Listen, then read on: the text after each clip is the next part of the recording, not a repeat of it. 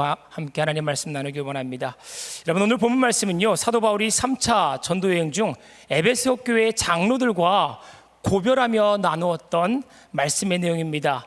사도 바울이 한 지역에서 특별히 머물면서 복음을 전할 때 에베소 교회에서는요, 조금 긴 시간, 3년이라는 시간을 투자해서 복음을 전했습니다. 그렇기 때문에 에베소 교회를 향한 사도 바울의 마음은 남다를 수 있을 것입니다. 오늘 본문 말씀은요, 특별히 바울이 로마로 이송되기 전에 예루살렘에 입성할 것을 본인이 이야기하고 있는 부분을 또한 포함하고 있습니다. 우리 사도행전 19장 21절에 있는 말씀을 한번 읽어보겠습니다. 이 일이 있은 후에 바울이 마게도냐와 아가야를 거쳐 예루살렘에 가기로 작정하여 이르되 내가 거기 갔다가 후에 로마도 보아야 하리라 하고. 분명히 뭐라고 말하고 있습니까? 마게도냐와 아가야를 거쳐 예루살렘에 가기로 작정하여 이르되 내가 거기 갔다가 후에 어디로요? 로마로까지 간다라고 지금 말씀하고 있습니다. 여러분, 이 말씀을요, 많은 우리 사도 바울의 제자들이나 아가보 선지자들이나 보면은요, 이 부분에 대해서요 반대를 했습니다. 예루살렘에 가게 될 경우에는요, 로마에 갈 경우에는요, 핍박을 받게 되고요, 심지어 죽음에 이를 수도 있다는 것들을 그들이 직감했기 때문에 사도 바울이 이런 언행에 대한 부분들을 반대했던 부분이 있었습니다. 그럼에도 불구하고요, 사도 바울은요, 이 일이 본인의 인생에서 값진 일이라고, 그리고 가장 가치 있는 일이라고 생각했기 때문에 이를 단행하게 되어지지요. 여러분, 사도 바울에게 있어서 목숨보다 소중했던 게 무엇이겠습니까? 자기가 받았던 사명, 특별히 하나님의 은혜의 복음을 전하는 것이 그에게 있어서는요, 가장 가치 있었던 일입니다. 왜 그렇습니까? 목숨보다 소중한 것은 가치 있는 것이에요. 가장 자신 인생에서요, 아무리 가치 있다 하더라도요, 목숨을 드릴 수 있는 것은요, 특별한 어떤 일들이 주어지지가 않습니다. 그런데 자기가 목숨을 내놓을 정도로요, 가치가 있다. 실제 사람들은 목숨을 잃어버리게 되어지면요, 돈이 무슨 의미가 있습니까? 무슨 가치가 있습니까? 명예가 무슨 의미가 있습니까? 무슨 가치가 있습니까? 생명이 가장 가치가 있을 터인데 그 생명보다 더 우위에 있는 것이 지금 복음이다라고 지금 사도 바울은 얘기하고 있습니다. 여러분, 오늘 이 시대는요, 사람들이 가치에 대해서 목말라 하고 있지 않는 것 같지만 실제 그들의 삶을 들여다보면요, 많은 사람들은요, 가치에 목말라 있다는 것을 우리는 깨달아 알 수 있습니다. 여러분, 바로 그 교회라는 책을 쓴 저자 우리 김성진 소장님이 현대교회의 건강도를 체크하시면서 이런 얘기를 했습니다.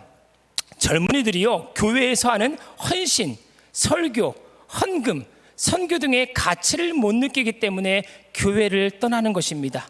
요즘 젊은이들이 돈을 투자할 줄 몰라서 교회에 헌금을 안 하는 게 아니라 그들이 현대교회에 자신이 소중하게 번 돈을 투자하거나 시간을 투자하는 것을 가치 없다고 생각하기 때문에 돈과 시간을 투자하지 않는 것입니다. 그렇기 때문에 생각이 있는 젊은이들은요, NGO 기관인 기아대책이나 그 외의 자선단체에 돈을 기부합니다.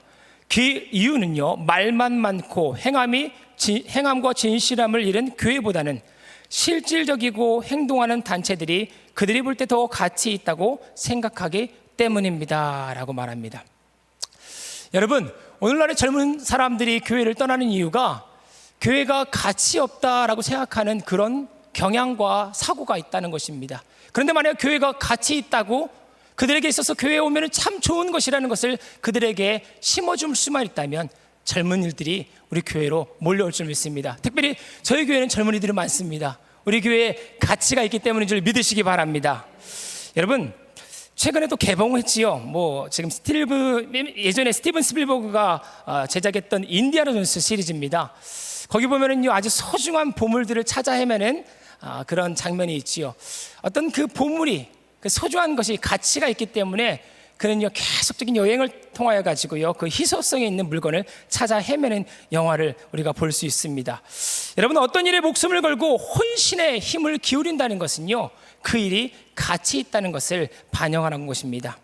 그렇다고요, 여러분, 목숨을 내놓으면서까지 그 일들을 추구하는 사람들은 극히 드물다는 것을 우리는 알 수 있습니다. 근데 여러분, 2001년입니다. 1월 26일 일본 시노쿠부역에서 일어났던 실제 일입니다. 일본에 유학 중이었던 26살이었죠. 한국인 청년이요, 술에 만취하여 철로에 떨어졌던 한 일본인을 구하다가 자신도 목숨을 잃고 그 취객도 목숨을 잃게 되어지는 일이 발생합니다.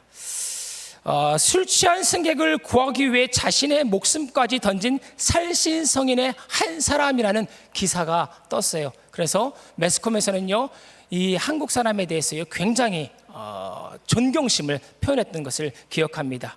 여러분, 그 살신성인 한 사람은요 대한민국에 나왔던 아들 이수연 씨였습니다. 이수연 씨는요 부산 출신으로 고려대를 휴학하고요 99년 11월에 일본으로 유학을 갔던 한 청년이었습니다. 사람들은요 그의 죽음에서 남다른 애도를 표했습니다. 그 이유는 무엇입니까? 그가 타인을 위해서 자신의 목숨을 바쳤기 때문인 것이겠지요. 안타깝지만 자신의 목숨을 바쳤지만 그 타인을 구하지도 못했고 자신도 안타까운 희생을 처하게 되었던 것이지요. 저도 한번 생각해 봤습니다. 제가 이수연 씨라면 그런 생각 속에서요 앞을 내다봤습니다. 실제 지금 전철이 막 오고 있는 거예요. 기차가 내 앞에 오는데 내 앞에 술 취한 사람이 철도에 떨어져 가지고 올라오지 못하고 있는 것이에요. 그 짧은 순간 찰나에 나는 어떠한 행동을 할 수 있을까? 제 몸이 굳어지기 시작했던 것 같습니다. 식은땀이 나기 시작했던 것 같습니다. 그리고 그 짧은 순간에 뭔가 가야 돼 말아야 돼 하라는 그런 결정, 상황 판단 속에서 기차는 들어와 가지고요 취객을 치고요 제 앞에서 멈춰서는 것을 상상해 볼 수 있었습니다. 마음은 원인데 제 몸이 움직이지 않는 것을 제가 발견했다는 것입니다. 그만큼 아무리 같이 있다 하더라도요 목숨을 내어놓고 그 삶에 뛰어드는 것, 그 일에 뛰어드는 것은 쉬운 일이 아니라는 것입니다. 여러분, 이수연 씨는요 평소에 그가 가지고 있었던 남다른 정의감과 희생 정신이 있었던 것을 우리가 추측해 볼 수 있을 것입니다. 그 짧은 순간에 팍 뛰어들 수 있었다. 그것은 남다른 희생 정신과 도덕 의식이 있었기 때문에 그가 그와 같은 일들을 저는 할 수 있었다라고 저는 생각되어집니다. 오늘 본문에도 보면요 사도 바울은요 에베소 교회 장로들에게 이런 고별 인사를 하는 것이지요. 사도행전 20장 23절 말씀입니다. 한번 읽어보겠습니다. 오직 성령의 각성에서 내게 증언하여 결박과 환난이 나를 기다린다 하시나. 그렇습니다. 오직 성령이 각성해서 내게 증언하여 결박과 환난이 나를 기다린다 하나. 여러분, 분명히 알게 되었습니다. 예루살렘으로 가는 것, 로마로 가는 것, 결박과 환난이 자처된 일이다 라는 것이 예언되어 있음에도 불구하고 그 환난을 그가 어깨에 짊어지고 그 어려움 있는 곳으로 발길을 옮길 수 있었던 것은요 그 사도 바울의 마음 가운데 예루살렘에 가는 것이, 로마로 가는 것이, 하나님께 받은 그 소명을 이루는 것이 그의 인생에서는 목숨보다 가치 있는 일이었다는 것을 그가 직감했기 때문인 줄 믿습니다. 여러분, 여러분들에게 있어서 가치 있는 일은 무엇입니까? 저는 오늘 본문을 묵상하면서 우리 크리스찬들, 신앙인들에게 있어서 가장 가치 있는 일들이 무엇일까를 묵상할 수 있게 되었습니다. 사도행전 20장 24절을 통하여서요 특별히 하나님께서 우리에게 가장 가치 있는 일을 저는 주셨다고 생각되어집니다. 내가 하나님 앞에서 서는 그 순간까지 제 말로 한번 바꿔볼게요. 오늘 본문 말씀을요 제 말로 한번 바꿔보면 이렇게 한번 이야기할 수 있을 것 같습니다. 내가 하나님 앞에 서는 그 순간까지 탈선하지 않고 하나님께서 명령하신 은혜의 복음을 잘 전할 수만 있다면 나의 목숨도 내놓을 수 있습니다. 오늘 우리가 읽은 개역 성경에서 은혜의 복음을 증언하는 일을 마치려 하면은 이라는 표현이 있습니다. 이 말은 뭡니까? 아직 완성이 되지 않았다, 아직 경주가 끝나지 않았다, 아직 맞춰지지 않았다는 것을 전제하고 있는 표현일 것입니다. 여러분, 세번역 성경으로 이 오늘 본문 말씀을 제가 다시 읽어드릴게요. 그러나 내가 나의 달려갈 길 다 달리고 주 예수께 받은 사명 곧 하나님의 은혜의 복음을 증언하는 일을 다 하기만 하면 나는 내 목숨이 조금도 아깝지 않습니다. 여러분, 바울은 오늘 무엇 때문에 자신의 목숨이 아깝지 않다고 얘기하고 있습니까? 바울에게 있어서 가장 가치 있는 일이 무엇이라고 지금 이야기하고 있는 것입니까? 그것은 하나님의 주시는 복음, 특별히 은혜의 복음 때문이라고 성경은 말씀하고 있습니다. 여러분, 왜 복음이 은혜입니까? 은혜라는 것은요 값없이 우리에게 주어진 선물, 호의라는 뜻인 것입니다. 우리가 무엇이 잘났기 때문에 하나님께서 우리가 무언 어떤 행함과 조건과 대가 때문에 우리에게 호의와 사랑과 자비를 베풀어 주신 것이 아니라 먼저 그분이 우리를 사랑하심으로 말미암아 조건 없이 우리에게 베풀어 주신 그 사랑이 은혜라는 것을 성경은 말합니다. 에베소 2장 8절 말씀입니다. 너희는 그 은혜에 의하여 믿음으로 말미암아 구원을 받았으니 이것은 너희에게서 난 것이 아니요 하나님의 선물이라. 저는 이 공짜 은혜를 생각하면 복음서에서 가장 먼저 떠오르는 스토리가 있습니다. 탕자의 비유입니다. 하나 아버지 밑에 두 아들이 있었지요. 그런데 한 아들은요, 아버지의 재산을 상속받아 먼 나라로 가서 허랑방탕하게 삽니다. 그러다가 나중에야 아버지가 부유했고요, 신실했고요, 사랑이 많으시다는 것을 깨닫고 모든 것을 다 탕진한 이후에 아버지께로 돌아오게 되어집니다. 이 대목에서 우리는 은혜를 발견할 수 있는데, 거기 보면은요, 뭐 하나님이나 십자가나 은혜를 가리킬 수 있는 상징 언어가 등장하지는 않습니다. 이 부분에 대해서 존 스토트는요, 이런 얘기를 했습니다. 한번 띄워주실래요? 읽어보겠습니다. 탕자의 비유에 십자가를 언급할 곳은 없지만 그것을 여러 곳에서 추측할 수 있습니다. 십자가는 아버지가 아들을 멀리서 보고 측은히 여겨 만나기 위해 달려가서 환영한 지점입니다. 십자가는 아버지가 아들을 멀리서 보고 측은히 여겨 만나기 위해 달려가서 환영한 지점입니다. 무조건적으로 받아들이겠다는 아버지의 태도, 아버지의 마음이 동구 밖에서요, 오래전부터 기다리고 있던 아버지의 그 모습을 우리는 추측해 볼 수 있고요. 분명히 허랑방탕하게요, 분명히 살다가 그는 거부당할 수 있고요, 들어올 수 없는 조건임에도 불구하고 그를 받아주는 그 아버지의 모습을 통하여 존 스토트는요, 거기서 십자가를 발견한다라고 얘기하고 있는 것입니다.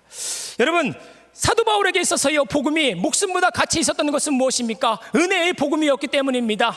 그가요, 자신은요, 예수 그리스도를 핍박했던 선에 섰지만요, 하나님께서는요, 해보다 더 밝은 빛 가운데 자신을 외면하지 않고요, 자신을 처단하지 않고요, 오히려 그 현장의 자리에서 자신을요, 호위해 주시고요, 보호해 주시고요, 사랑해 주시고요, 끌어안아 주셨던 그 역사가 예수를 처단하려고 왔던 그 다메섹 도상에서 일어났기 때문에 그에게 있어서는요, 복음이 은혜의 복음인 것입니다.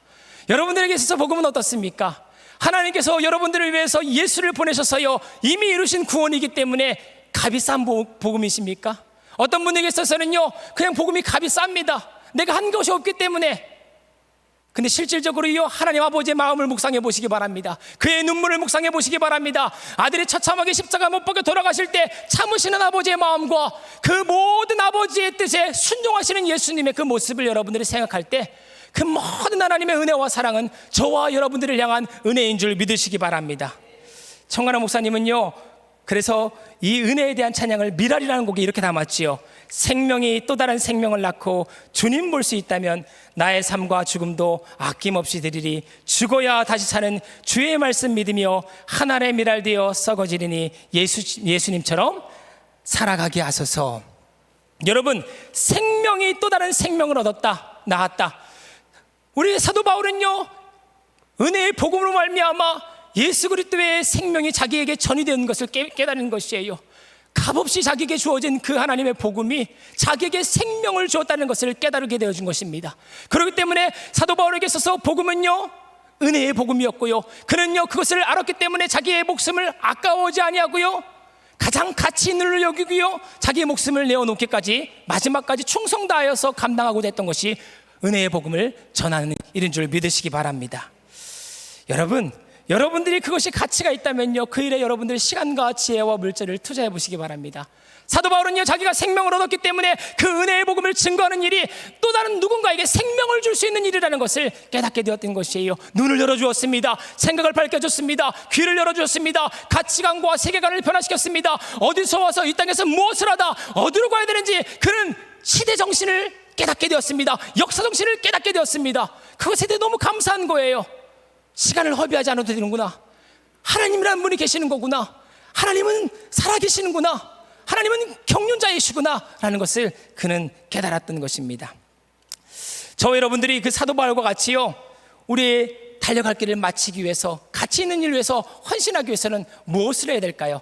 한번 구체적으로 한번 생각해 봤으면 좋겠습니다. 첫째, 여러분, 자신이 달려갈 길이 끝까지 맞춰져야 된다는 것을 여러분 기억하시기 바랍니다.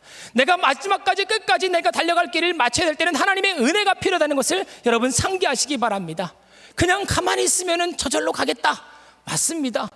여러분, 견인교리를 믿으면 그렇게 할 수 있습니다. 근데 저는 그것을 그렇게 인용하시면서 그것에 편승하여 가지고 자기의 삶을 안위하게 처하는 사람들이 마지막 때 야고보의 사도가 얘기하는 행하면 없는 믿음은 죽은 믿음이라는 내가 잘못된 믿음을 갖고 있었구나라고 발견될 수 있다는 것을 한번 생각해 보셨으면 좋겠습니다. 여러분, 주님 안에서 우리는 안전한 줄 믿으시기 바랍니다. 하지만 여러분, 두렵고 떨림으로 빌립보서 2장 13절에 사도 바울이 말했다는 것처럼요, 진짜 구원받은 사람은요, 진짜 하나님께서 앞에서 끌어주시고 뒤에서 밀어주는 그 견인교리를 믿고 있는 사람들은요, 두렵고 떨림으로 우리의 구원을 오늘도 이루어가는 믿음의 백성들인 줄 믿으시기 바랍니다. 마지막 때까지 성경은요, 믿음을 볼 수 있겠느냐라고 얘기하면서 우리에게 다양한 경각심을 품게 합니다. 하지만 저는 두렵지 않습니다. 진짜 믿음은, 진짜 신앙인은요, 하나님이 지켜주십니다. 예수로 여러분 담보하십니다. 하지만 그것을요, 악용한다면요, 안일하게 서 있다면요, 수학 공식처럼 얘기하고 있다면요, 그 안에 하나님에 대한 경험이 없을 수 있다는 것을 우리는 생각할 수 있어야 되는 것입니다. 그래서요, 사도 바울은요, 고린도전서 9장 27절에 이런 얘기를 했던 것이죠. 시작. 내가 내 몸을 쳐 복종하게 하면 내가 남에게 전파한 후에 자신이 도리어 버림을 당할까 두려워함이로다. 아멘. 사도 바울은요, 예수 안에서 자신의 구원이 안전하다는 것을 알았던 사람이에요. 보장받았다는 것을 알았던 사람입니다. 그럼에도 불구하고 그의 태도는요, 안일하지 않습니다. 마지막 때까지 자기가 받은 그 구원의 사명, 내가 생명을 받음으로 말미암아 가치 있는 그 복음의 일을 증거함으로 말미암아 또 다른 사람이 생명을 얻는 일에 자신의 삶을, 자신의 그 모든 시간과 영향을 최선을 다했던 사람이 사도 바울인 것입니다. 여러분, 이 모습을 보면서요, 우리는요, 나름대로의 경각심을 가지고요, 최선을 다하여 우리의 구원을 마지막 때까지 이루어 나가는 일에, 우리의 구원이 진짜 구원임을 인정하면서 하나님이 예수로 말미암아 우리를 도장 찍어준 그 구원이 참으로 하나님의 시작과 끝이었다는 그 알파와 오메가로 우리의 구원을 이루셨다는 그 역사를 우리가 그 두렵고 떨림으로 구원을 이루어 나가는 그 삶을 통하여 많은 사람들에게 증명해낼 수 있는 저와 여러분들의 삶이 되기를 축원합니다. 가룟 유다는요, 그와 같은 것을 증명하지 못했습니다. 실질적으로 그는 예수님의 12제자로 선택받았던 사람입니다. 하지만 그 선택이 거짓된 선택이라는 것이 마지막에는 드러났던 것이겠지요. 가룟 유다의 마음 가운데 사단이 잘못된 마음을 줌으로 말미암아 예수 팔 생각이겠지요. 그러므로 말미암아 예수를 팔게 되어집니다. 은삼십에 예수를 팔게 되었습니다. 예수의 제자에서 예수를 배반하는 사람이 됐던 사람이 가룟 유다예요.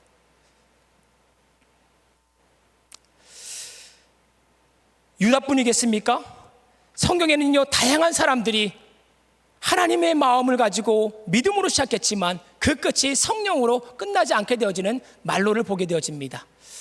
우리는 그것을 가리켜서요, 진짜 믿음이 있는 사람이 타락했다라고 얘기하지는 않습니다. 그것은 시작 자체는 그렇듯해 보이지만 그들의 말로가, 그들의 시작이 가짜임을 드러낸다라는 것을 우리에게 이야기하는 것입니다. 전 저와 여러분들의 시작이 진짜이므로 마지막마저도 하나님께서 여러분들의 삶을 담보하시고 구원을 온전케 해주시는 그 은혜가 여러분들의 삶을 통하여 확증될 수 있기를 간절히 소망합니다. 그래서요, 성경에서요, 회개를 가리켜서요, 생각을 바꿔라라고 얘기합니다. 우리 마음 가운데 구원받은 사람도요, 생각이 말씀적이지 못하고 그릇되게 되어지면은요, 하나님의 거룩한 열매를 잘 맺지 못하게 되어지고요, 가치 있는 일 외에 헌신하지 못하게 되어집니다. 그래서 메타노니아의 원어는요, 생각을 바꾸라는 것이에요. 그렇다고 우리 기독교가요, 생각을 바꾸기 위해서요, 뭔가를 연마해야 되고요, 뭔가를 위해서 그냥 고군분투해야 되고요, 수행을 해야 되고요, 그냥 하나님 없이 자기의 그냥 의를 가지고요, 뭔가 잘하기 위해서 노력하는 것, 그런 성화를 가리켜 진짜 성화라고 말하지는 않습니다. 기독교인이 말하는 성화는요, 우리가 예수를 바라보고요, 십자가 아래 있을 때 성령으로 말미암아 우리 마음을 감화감동하여서 우리에게 좋은 기질과 성향과 생각과 뜻을 밝히심으로 말미암아 그 부르심에 순종하며 나아갈 때 우리 안에 온전한 성화가 이루어질 수 있다고 성경은 말씀합니다. 그렇기 때문에 존 파이퍼의 목사님의 증언을 한번 들어보겠습니다. 인용해 드리겠습니다. 읽어보겠습니다. 그러므로 성경이 우리에게 어떤 행동을 요구할 때 나의 죄를 없애고 용서를 받고 하나님 앞에 설 수 있는 권리를 얻으려면 반드시 이 일을 해야 하는구나 라고 생각하지 마십시오. 다만 이렇게 생각하시기 바랍니다. 나의 죄는 사라지고 용서를 받았고 하나님이 주시는 의의 선물도 이미 받았으니 하나님이 내 편이고 나를 도우시리라는 사실을 나는 안다. 나는 그분을 신뢰하며 따를 것이고 하나님의 은혜의 영광을 위해 몸을 아끼지 않고 순종할 것이다. 그리고 주의 고난과 기쁨을 그분과 함께 맛보면서 날마다 그분께 가까이 나아갈 것이다. 그래서 나는 이 일을 행할 것이다. 예, 나의 죄를 없애고 용서를 받고 하나님 앞에 설 수 있는 권리를 얻으려고 이런 일을 해야 되겠다라고 먼저 생각하기보다 내가 나의 죄는 사라지고 용서를 받았고 하나님이 주시는 의의 선물도 이미 받았으니 하나님이 내 편이고 나를 도우시려는 사실을 나는 안다. 나는 그분을 신뢰하며 따를 것이다. 하나님의 은혜의 영광을 위해 몸을 아끼지 않고 순종할 것이다. 이와 같이 우리가 이미 그분이 이루신 하나님의 말씀을 상기하며 그 십자가의 그늘 아래 들어가는 것을 자꾸 묵상하고 선포하며 나아갈 때 우리 안에서 성령이 이 말씀을 깨닫게 하시고 바른 태도와 의미와 사상을 추구할 수 있는 동기와 기질과 성향을 우리 안에서 불쑥불쑥 허락하신다는 것입니다. 그 앞에 우리는 순종하며 나아갈 때 기독교가 말하는 성화의 역사가 일어나는 줄 믿으시기 바랍니다. 존 스토트의 책도 하나 인용해 드리겠습니다. 나에게 햄릿이나 리어 왕 같은 희곡을 주면서 그와 같은 희곡을 쓰라고 말해보았자 헛된 일일 뿐이다.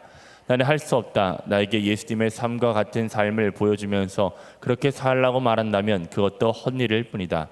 예수님께서는 그렇게 하실 수 있었지만 나는 할 수 없다. 그러나 섹스피어의 천재성이 내 안에 들어와 거할 수 있다면 나는 그런 희곡을 쓸 수 있을 것이다. 그리고 성령님이 내 안에 들어와 사신다면 나는 그분과 같은 삶을 살 수 있을 것이다. 아멘. 섹스피어의 천재성이 성령으로 말미암아 여러분들의 마음 가운데 교회 가고 싶고 기도하고 싶고 예배드리고 싶고 헌신하고 싶고 심고 싶고 이런 마음이 우리 마음 가운데 심겨지면요, 그 일들을 순종하는 것은요 그렇게 어려운 것은 아닙니다.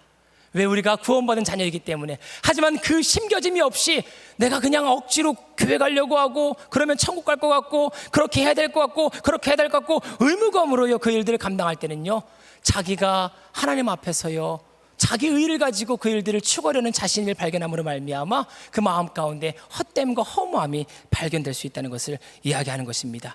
여러분, 사도 바울은요 자기 인생에 가장 가치 있는 일, 하나님의 복음 전한 일을 마치려면 자기의 목숨도 전혀 아까워하지 않는 그 일들을 감당함에 있어서는요 자신의 의지와 노력으로 그 일들을 감당했던 것이 아니었습니다. 성령께서 그 마음을 역사해 주심으로 말미암아 이 일은 가치 있는 일이야, 예루살렘을 향하여 가야 된다, 이 일은 가치 있는 일이야, 로마까지 가야 된다, 그와 같은 부르심과 소망과 뜻을 성령 안에서 하나님께서 계시해 주었기 때문에 그 일들을 감당할 수 있었던 것입니다. 여러분, 사도 바울의 삶 또한 성령님의 인도하심을 받은 것을요 사도행전 20장 22절 23절 한번 읽어보겠습니다. 보라, 이제 나는 성령에 매여 예루살렘으로 가는데 거기서 무슨 일을 당할는지 알지 못하노라. 오직 성령이 각 성에서 내게 증언하여 결박과 환난이 나를 기다린다 하시나. 예, 지금 보십시오.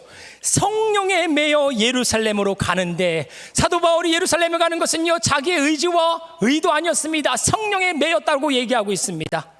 그런데도 불구하고요 다양한 우여곡절과 방해가 있습니다. 자기도 성령의 계시를 받았다고 등장하며 제자들이 가면 안 됩니다, 아가보의 선지자도요 가면은 환난을 받을 것입니다 하면서 사도 바울이 받았던 그 계시와 사도 바울이 받았던 그 마음의 감동을요 의심하게 하는 다양한 사건들이 성경에 기록되어 있습니다. 사도행전 21장 4절 말씀입니다. 제자들을 찾아 거기서 이래를 머물더니 그 제자들이 성령의 감동으로 바울더러 예루살렘에 들어가지 말라 하더라. 그럼에도 불구하고 사도 바울은요 다메섹 독상에서요 하나님, 해보다 더 밝은 빛 가운데 하나님과 예수 그리스도의 은혜를 경험한 이후에 그 마음 가운데 성령께서 함께 하셨다는 것이에요. 그 성령의 동행하심이 그의 삶에 습관적으로 날마다 자리매김되었기 때문에 그는요 사도행전 23장 11절 말씀을 고백할 수 있었던 것이겠지요. 한번 읽어보겠습니다. 사도행전 23장 11절 제가 읽어드릴게요. 이런 말씀이에요. 담대하라, 내가 예루살렘에서 나의 일을 증언한 것 같이 로마에서도 증언하여야 하시리라 하시니라. 성령 안에 깨어 있었기 때문에 하나님께서는요 그에게 늘 말씀하실 수 있었던 것입니다. 감동할 수 있었던 것입니다. 저는 저와 여러분들의 삶에 오늘도요 성령께서, 하나님께서 원하시는 그 하나님의 세밀한 음성이 여러분들 개개인의 삶에 들려올 수 있기를 소망합니다. 여러분, 지금 신앙생활이 힘들고 어렵습니까? 그리고 가치 있는 그 하나님의 복음, 특별히 하나님의 그 영광을 위하여서 살아가는 그 일들을 감당하는 일에 뒷걸음질 치고 뒤로 물러나고 싶은 유혹이 있으십니까? 여러분 그때 기억하시기 바랍니다. 오늘도요 쉬지 않고 일하시는 하나님의 열심이, 그 성령의 도우심이 저와 여러분들과 함께하고 있다는 것을 기억하시고 귀를 쫑긋 세우고 하나님 앞에 귀 기울이는 저와 여러분들의 삶이 되기를 축원합니다. 둘째로 우리의 가치 있는 삶은요 우리의 사명을 통하여 세상에 드러난다는 것입니다. 여러분 오늘 성경이 이렇게 말합니다. 나의 달려갈 길과 주 예수께 받은 사명, 하나님의 복음 전하는 일을 내가 마치려 하면은 나의 목숨도 전혀 아까워지 않는다. 자기가 복음 전하는 일, 그 가치 있는 일을 가리켜서 사도 바울은 사명이라고 표현했습니다. 여러분 사명을요 영어로는요 미니스트리라고 하지요. 그리고 헬라어는요 디아코니아라고 말합니다. 디아코니아라는 것은요 봉사하다, 지원하다, 섬기다라는 뜻입니다.